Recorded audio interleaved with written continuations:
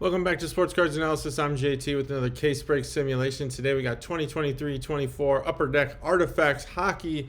Awesome product. I think everyone's used to it by now. What am I going to do in this video? If you haven't seen my videos, what I'm about to do is I'm going to give you a bunch of information about which teams to buy in breaks, how much ROI you can make, how much ROI you can lose, and a whole bunch of other statistics and information about this product, including how to spend your money if you want. Now, let's look at some of the examples of these cards. Lots of redemptions. Base cards look awesome. Great relics, autograph. The checklist is pretty good, and we'll get into it. Now, a little disclaimer. If you hit based on the information that you receive in my video, I don't ask you for anything. This is free. You can have this information. You can screenshot all this stuff, share it with your friends. I don't care. But I also ask that you don't blame me when you don't hit. Sometimes you hit, sometimes you lose. And I'll show you that there's a huge statistical difference in the breaks, giving you kind of a little bit of cushion to, get unlucky. But what I hope to do here is provide you with a means to make an informed decision so that you're not gambling. That's the key here is, are you gambling or are you making informed decisions? Those two things are mutually exclusive. You cannot be an informed consumer and gamble. Gamblers aren't informed. They're just they can be. I guess you could make the argument if you're counting cards or something, but this is what we're doing. We're counting cards here in these cases. So let's do that. I've added in the Canadian dollar. Everyone rejoice because you know what? I haven't done it yet. So the exchange rate today, as of today, was 1.35 Canadian dollars for every one US dollar. Okay? So that's the exchange rate there, 1.35. Let's get into it. Now, if you want to pay a fair market value for the teams and you don't want to consider the value of the players, the value of the checklist, whether it is, serial numbered high, low, whatever, and you just want to pay for the distribution of cards across teams, what you end up paying for is the probability. And so this table tells you, based on the distribution of the autographs or cards by team, what should you pay if we're not considering the value of the players themselves? Well, at Steel City, this case is $2,949 US dollars or 3,982 Canadian dollars. And so what we do then is we distribute the cost of the cases by Steel City's prices across all the cards equally. So that way we're paying for the probability of a hit rather than the value. So the Canadians have the most autographs. This is all sorted by who has the most autographs. Keep this top column in your eyesight because it's important to know the distinction here. These are just autographs. So I've sorted by the price here. I'm actually going to sort by who has the most autographs, and it's the Canadians, which should be the same thing because we're distributing the cost across the autographs. So for the Montreal Canadiens, you could pay around $275 American, $371 Canadian, because that will then be you paying for the probability of hitting a Canadian autograph. Now, same thing for the rest of these, so we'll just go through a couple pages here. If you've seen my videos, this is nothing new. If you haven't, just keep in mind this is not considering the player value. This just considers how many cards are in the checklist for each team. So there's page 2, and now page 3. Take screenshots, use this. There's a lot of TBAs, there's some none, there's teams, there's just all kinds of weird stuff in this set.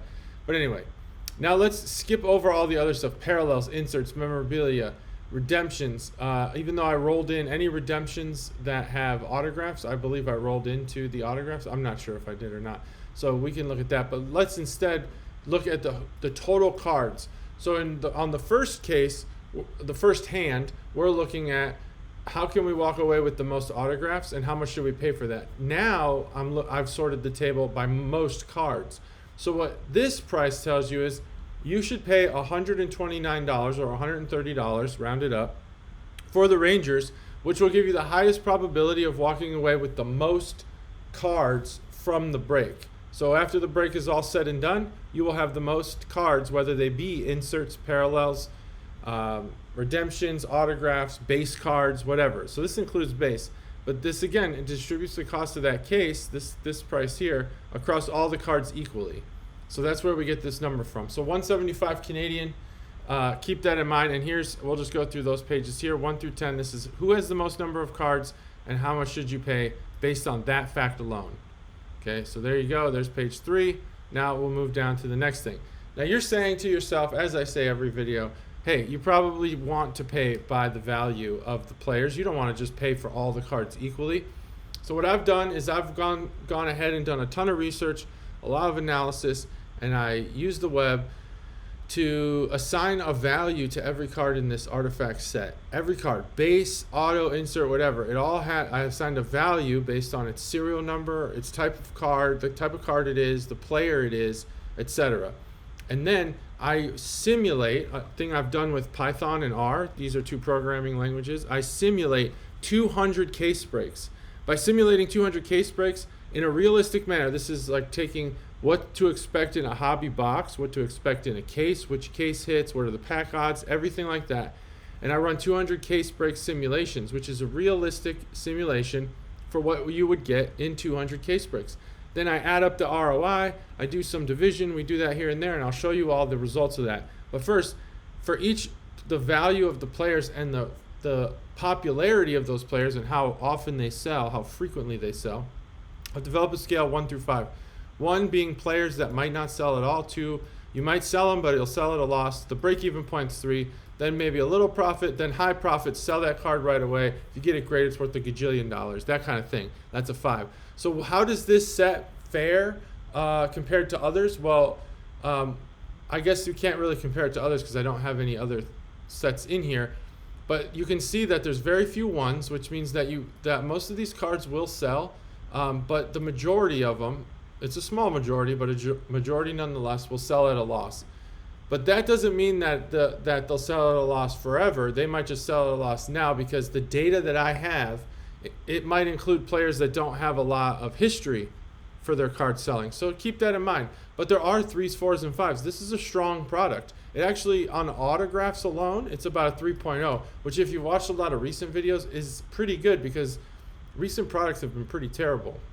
For the full product, that includes the full checklist, inserts and parallels and everything, that's a 3.1. So not a bad product, and this is the distribution that. There are a lot of 2s in here, so when you get into these breaks, you're gonna receive players that you don't want to receive, but you'll also have the opportunity to receive players that will either help you break even or make a good profit on your break expenses. So keep that in mind. Not a bad product at all. Now let's talk about ROI.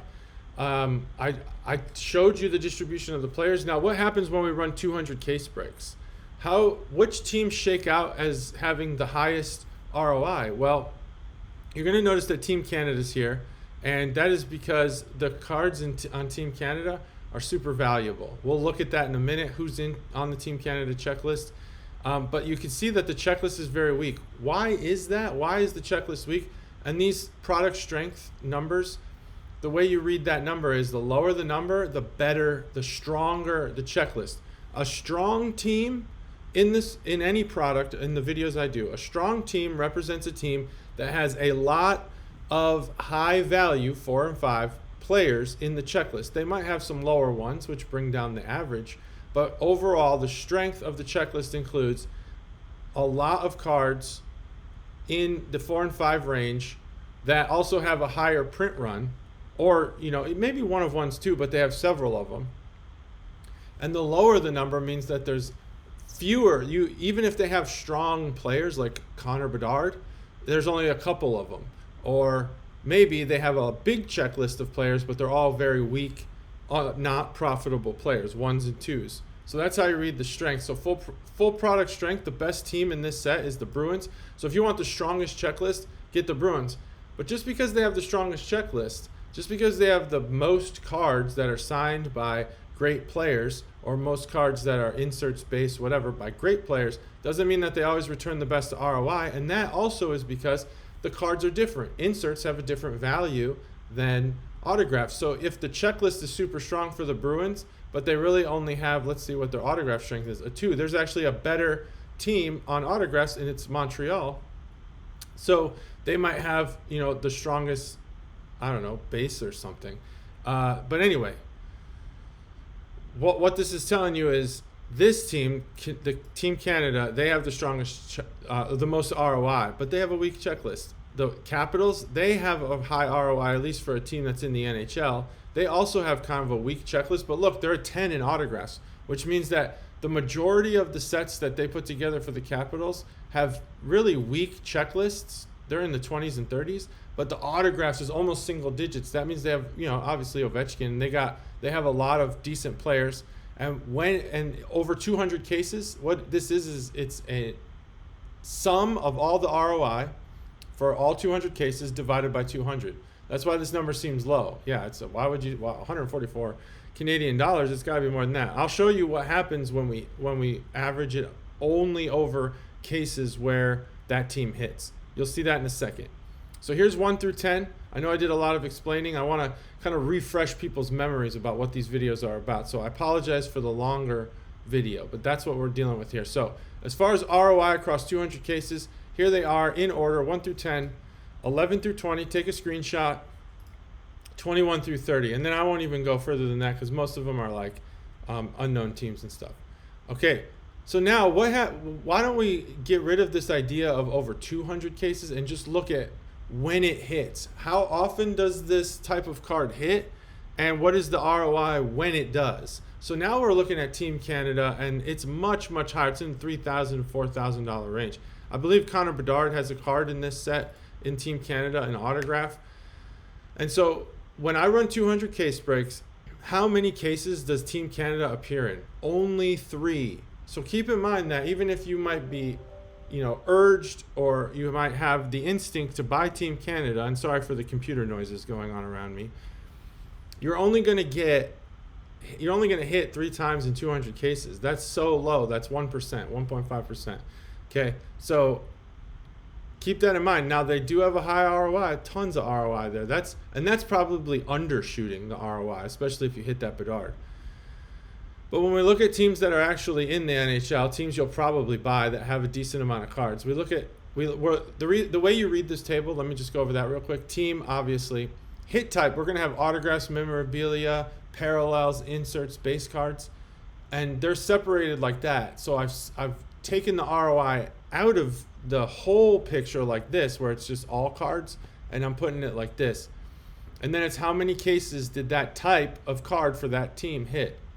So we'd read this line here, that Boston Bruins memorabilia cards hit in 127 out of 200 cases with an average ROI of 441 American, 595 Canadian. That's how we read this table. So I'll go through this, take screenshots. I'll kind of remind you along the way. We'll maybe go through, 8 to 10 pages. There's page 2. You can see some of this stuff, this only hits half the time. So Avalanche memorabilia, if you buy the Avalanche with hopes to get the memorabilia, it's only going to hit half the time, 100 out of 200 cases. Okay, there's page 3, and we'll just go through a bunch of these. Page 4, take a screenshot, use this in your purchases. How many times does it hit? This one, whatever this is, Rangers memorabilia, hits 150 out of 200. That's 3/4 of the time. So for every 4 cases, you hit 3 times. That's pretty good. There's page 6. Page 7, remember, got the Canadian one here, Canadian dollars there. 8, all right, we're getting into kind of the base and the inserts now, so we'll just go to 10 pages and stop there. So that is what you can expect, because you've at least seen all the teams with autographs now. Now let's look at the actual ROI by set, because there are, some sets are famous, some sets aren't famous. So I like to do this by set and show you what are the rare sets here. So signature apparel, which I think is an update, maybe something from a previous set. Signature apparel only hits 7 times, 4% of the cases, but you get a good ROI out of it. So keep that in mind when you're listing your cards on eBay or Check Out My Cards or wherever you sell your cards, that the rarity of that set also plays a factor in how much that card should be worth. Okay, so like 2021-22 Upper Deck Artifacts Hockey updates signature apparel. See, that's got this. It only showed up in 1 case. That's pretty low. That's very, very poor odds. So that means that if you do get that, maybe it's not worth $330. Maybe it's worth $3,800. I have no idea.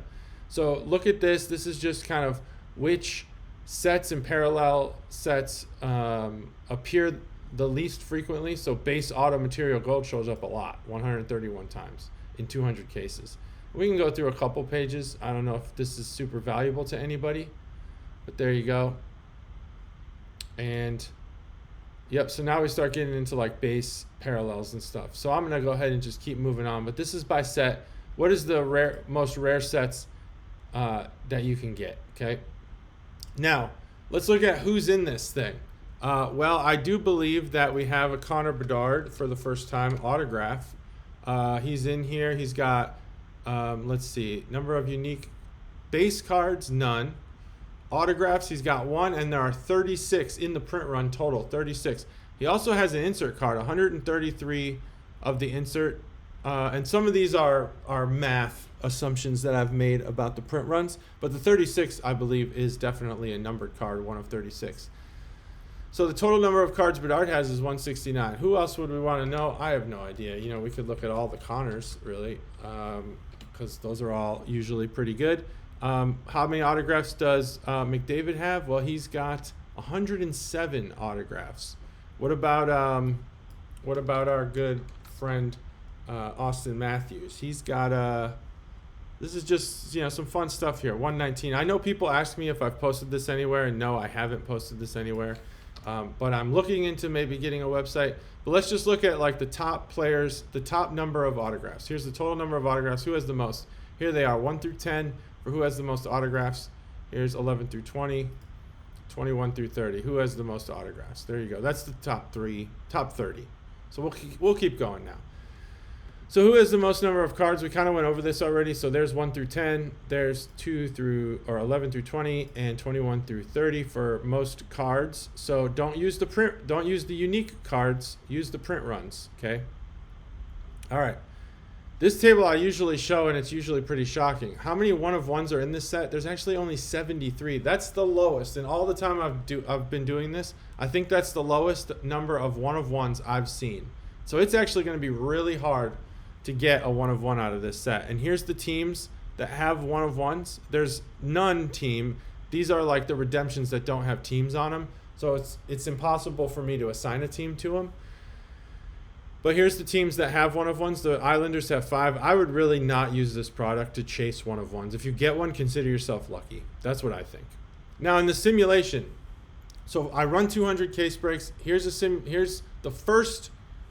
1 case summary of the last case number 200 out of the 200 simulations, just so you can get an idea of what the quality of cards are that you can expect in this set. By far, the lowest print run cards we're getting are parallels and memorabilia. If we want to look at what type of autographs we're getting from like 1 case and what the quality of expectations are, here they are. We got 11 of them. So there you go. And I think some of those, and we even have redemptions in here, I believe. Yeah. So there's 10 of those. So, you know, it's hard to know who some of these are. They're kind of just blank. So anyway, that's the quality that you should expect from these breaks. A lot of memorabilia, few autographs, and that's kind of it. All right. Now, remember I said chasing 1 of 1s is hard? Well, on 200 case breaks, 200, now we're talking every time we talk now. That was just 1 case. Now I'm talking 200 for everything. There was only 4 1 of 1s in 200 case breaks. That's nothing. I would not chase 1 of 1s here. And they were all base auto material black. Now, I want you to really take a look at how the ROI, the high ROI teams changed break to break. So for the first 20 case breaks, I'm going to have these bar charts here. And you can see that in some of these, different teams are kind of the winner, quote unquote winner, of who had the highest ROI output. You know, it's not, you don't get a Connor McDavid in every case. So it's impossible for you to predict every single time. But what I'm here to give you is the ones that are hitting the most frequently. So here's 20 cases. You just look at this at your leisure, pause the video, take screenshots, whatever you want, and just kind of look through this and see how do the top teams change break to break. Like we had something so valuable in this case that trumped all other things. So it's actually hard to see which teams even won that one. So here you go. We're getting there to the end. So these are just the differences in profit, in ROI, case to case, break to break. And that's what happens. You can see there's a lot of themes, there's a lot of uniformity, a lot of patterns, but there's some unpredictable things happening in there too. All right. So now instead of showing you who has the most cards for the entire checklist, now let's look at who has the most cards just for the 200 cases that I simulated. Okay, and it's the Rangers. So Rangers, Bruins, Canadians, Wings, Wild, Senators. So if you buy the Rangers, you have a pretty good shot at walking away with cards. That's a fact here, I think, at this point. So there's the top 20 of those. Now, what about my print runs? The 4 1-of-1s I got. Here are the teams I got them. I only really show this table so people can use it to make purchases when they're chasing 1-of-1s. There's really no point in chasing 1-of-1s, so I'm going to skip right by that. And here's the last bit of information for my video. By type of card, which team showed up the most in the 200 case break simulation. This is not the master checklist. This is for the simulation. So when this realistic simulations run, we get 301 autographs from the Canadians, 211 from the Bruins, 187 from the Wild, and you can read the rest there. There's a ton. There's actually goes down to about there. That's about 18, I think. Let's look at redemptions because those are important. You definitely want, there's a lot of to be announced redemptions, and that's by far the most we got. Hopefully there'll be like a Bedard in there. There'll be some really great rookies in the redemptions. And then there's none, which I think it's just no team name was listed. They're like wild cards, playoff card, whatever, Olympics. I don't really know all the different ones. And then for the teams, we got Tampa Bay, Kings, Flames, Golden Knights, Jets, Canadians. You can read the rest. So if you're chasing those redemptions, go for these. I guess, you know, the TBAs is really where the money's at there, but there's nothing we can do about that. So there you go. That's 2023-24, a newer product from Upper Deck. Sounds great because I've been doing like videos for 2021 cards. 2023-24 artifacts. Good luck in your breaks, guys. Make sure you subscribe. Let me know in the comments if there's new stuff you want to see, if there's stuff you want me to take out. Just feedback in general. I appreciate it. Like this video, whatever. Do whatever you do on these videos. Thanks for watching. Sports Cards Analysis. Bye.